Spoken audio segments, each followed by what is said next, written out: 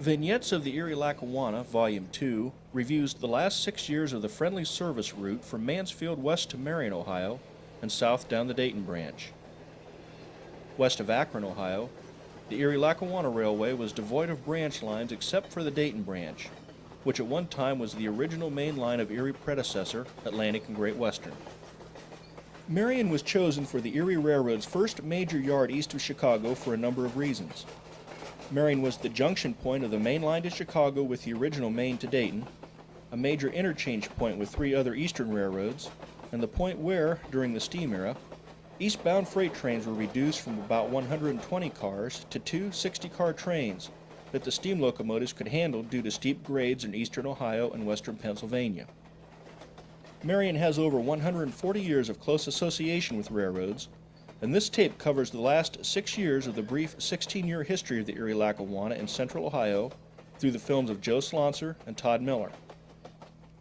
The late 60s and early 70s were a time of rapid and dynamic change for railroads, and many of these changes were seen in Marion, including the New York Central's merger into the Penn Central, the N&W's buyout of the Pennsylvania Railroad's line through Marion, the formation of the Chessie System by the C&O and B&O, and the emergence of piggyback as a staple source of traffic for the Erie Lackawanna.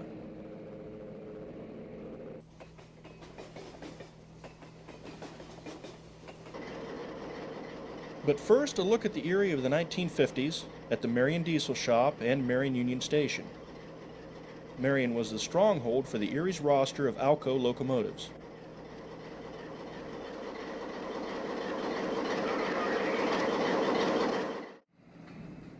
Looking west from the crest of the hump toward the Yard B classification yard, Hump Yard Tower A is on the right, with Tower B in the distance.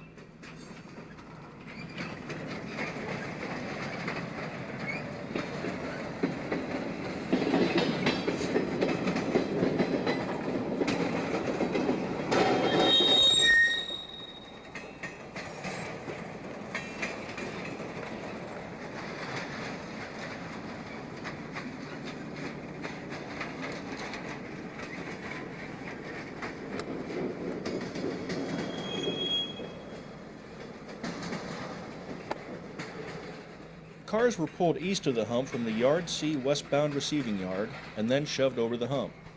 A switchman with a list of the cars and their destinations would uncouple the appropriate cars at the crest, and the men in Towers A and B would control the switches, routing the cars into the proper tracks in Yard B.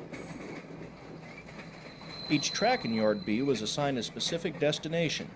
For example, all cars bound for the Rock Island Railroad in Chicago would be lined into Track 10, all cars for the Santa Fe into Track 11, and so on. The entire train would then go to the connecting road in Chicago, saving much time.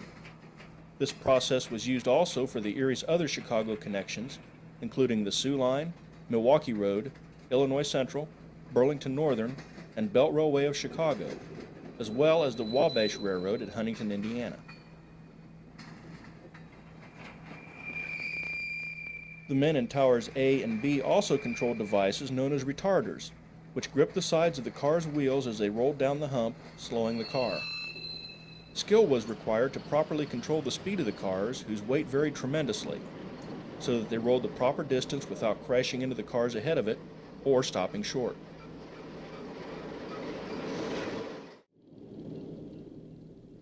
One week before the Conrail merger, EL and Penn Central officials toured the Erie Lackawanna for one last look at the line west of Marion.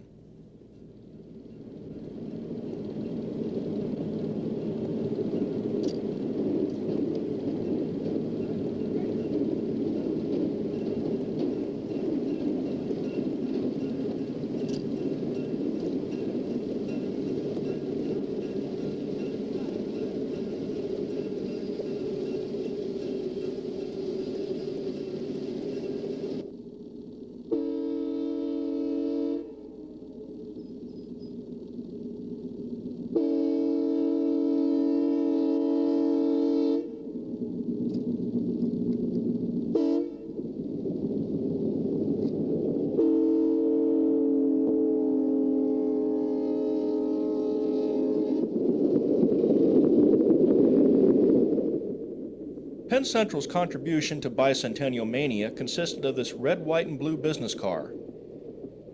The N&W celebrated by repainting several pieces of rolling stock, including SD-45 1776, here southbound at Fairground Street in Marion.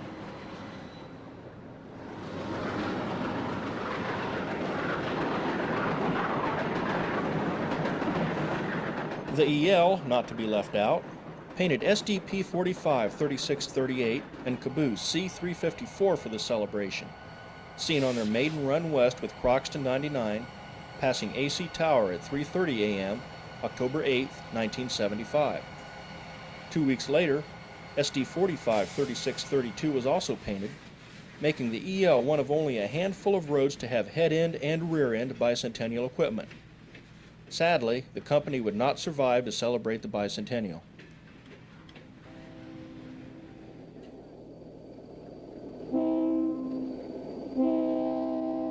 .3638's first run east on New York 100 a day later was marred with a road failure, and it was cut off at Marion and sent to the house. An electrical cabinet with contactors covered with red, white, and blue paint was found to be the trouble.